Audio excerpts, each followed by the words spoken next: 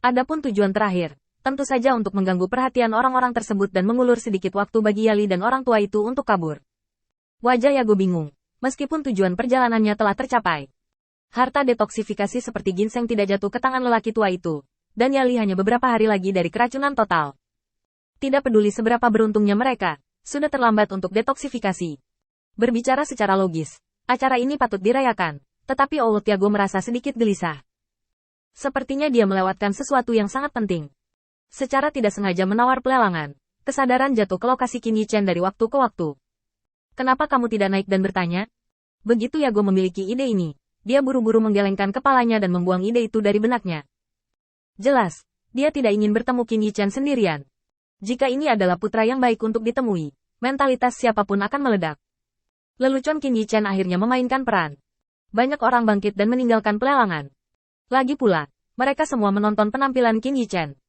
Dari keterkejutan di awal, hingga kejutan kemudian, hingga kebiasaan sekarang, pelelangan ini hanya itu membosankan dan membosankan. Yago juga bersiap untuk pergi bersama orang banyak. Sampai saat di gerbang, Yago akhirnya sadar kembali, dan dia tahu dari mana keraguannya berasal. Karena sudah dibuang, kenapa tidak lewat pintu? Meskipun lebih baik untuk membuangnya sejauh mungkin, terbang dari langit tidak akan mempengaruhi hasilnya, kan? Tiba-tiba, Yago kembali sadar dan berbalik dengan tajam. Dia ingin menemukan Qin Yichen. Dia ingin memastikan keberadaan ginseng itu. Sial, kenapa seseorang selalu ingin membantunya? Hati Yago dipenuhi amarah. Dia baru saja kembali ke rumah lelang, dan sebelum dia mencapai kompartemen Qin Yichen, dia tiba-tiba mendengar suara yang agak mual. Karena Lord of Light sangat santai dan sangat puas dengan hal ini, mengapa kita tidak bertaruh? Aku akan bertaruh pada barang lelang terakhir ini untuk 1000 kati tanah awan. Yago buru-buru mencari sumber suara ini di antara semua orang. Tuan Cahaya. Orang ini adalah Master Cahaya yang diundang oleh Master Kota Lian Cheng. Tidak heran itu sangat mahal. Tapi siapa orang ini? Dan mengapa dia menambahkan ribuan pon awan dan tanah? Untuk sementara, Yago tidak berani mempermalukan dirinya sendiri. Master Cahaya yang diundang oleh penguasa kota Lian Cheng bukanlah sesuatu yang bisa disaingi oleh keluarga kecilnya. Sekarang satu-satunya pikirannya adalah menemukan orang yang baru saja berbicara. Biarkan dia membantunya. Setidaknya pastikan kemana perginya ginseng itu. Mendengar suara Floraline, mulut Qin Yichen sedikit terangkat.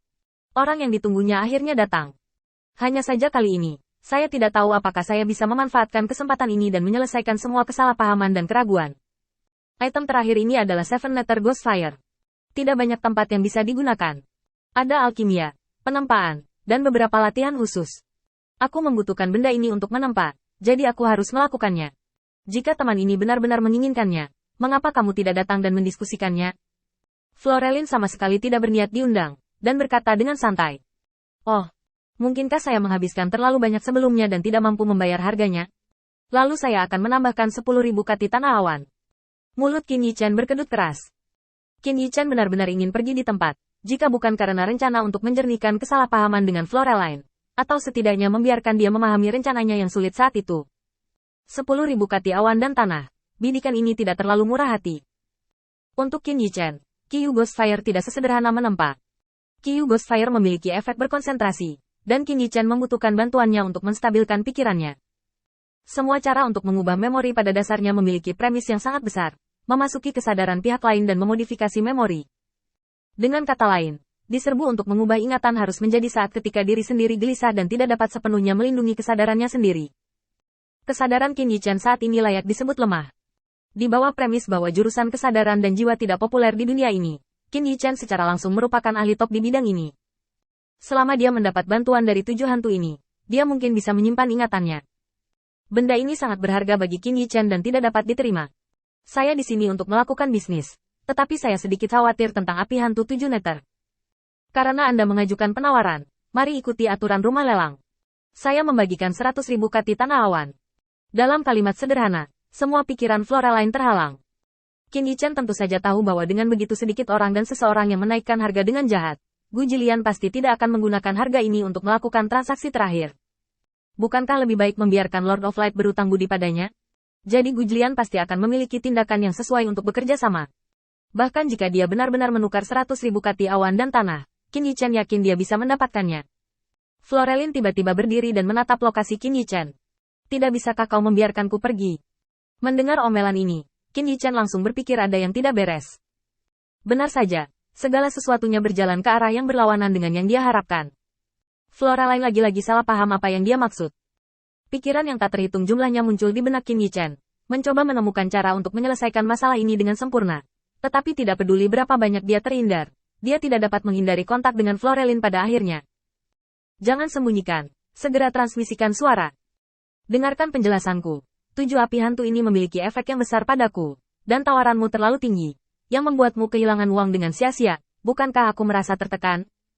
Setelah mengucapkan kata-kata ini, Qin Yichen merasa bahwa dia sedikit gegabah. Sudah berapa lama kalian berdua saling mengenal? Jadi mengkhawatirkan sumber daya pihak lain jelas bukan alasan yang masuk akal.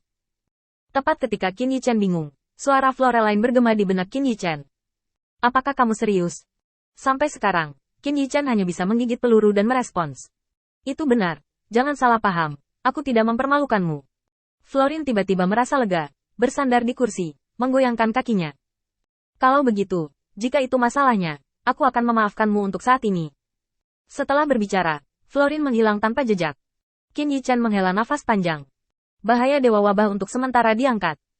Tapi semua ini hanya berumur pendek. Qin Yichen bahkan tidak mengerti mengapa Floraline tiba-tiba berdamai. Dan dari cara dia pergi, dia benar-benar bahagia. Hanya karena kata-katanya sendiri, dia sangat bahagia. Membuang ketidakpuasan Anda ke dunia luar. Karakter yang berubah-ubah dan keadaan yang tidak stabil membuat hati Qin Yichen sedikit bermartabat. Ini adalah bom waktu yang tidak terbatas. Mungkin akan meledak kapan saja. Dan akan baik-baik saja ketika itu terjadi. Waspadalah terhadap Floraline. Anda tidak bisa melepaskannya. Dia bisa lega karena satu kalimat. Dan dia bisa membunuh karena hukumannya sendiri. Menggosok sudut matanya, Qin Yichen menghela nafas dalam hatinya. Sangat sulit bergaul dengan orang-orang seperti ini. Gu Jilian melihat bahwa semua orang hampir pergi. Jadi dia bangkit dan berkata kepada Qin Yichen. Pak, jangan khawatir. Serahkan sisanya kepada saya. Saya akan berkomunikasi dengan penjual. Dan saya tidak akan pernah membiarkan Anda menderita kerugian ini.